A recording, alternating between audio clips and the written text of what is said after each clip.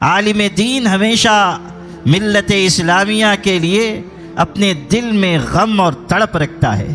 عالم دین وہ ہے جو روئے زمین پر ہدایت کا چراغ ہے، خود جلتا ہے اور زمانے کو روشنی بخشتا ہے۔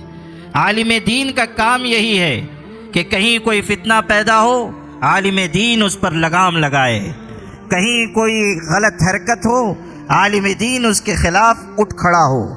سمجھ لیجئے کہ جائز اور ناجائز کے درمیان لکیر کھینچنے کا کام اور حق اور باطل کے درمیان فرق کرنے کا کام عالم دین کا ہے۔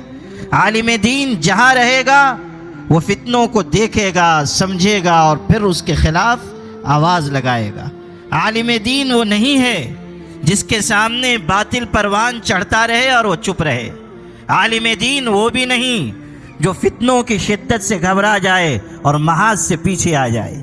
عالم دین وہ بھی نہیں کہ جو حالات کی سختی کی وجہ سے اپنی بولی بدل دے۔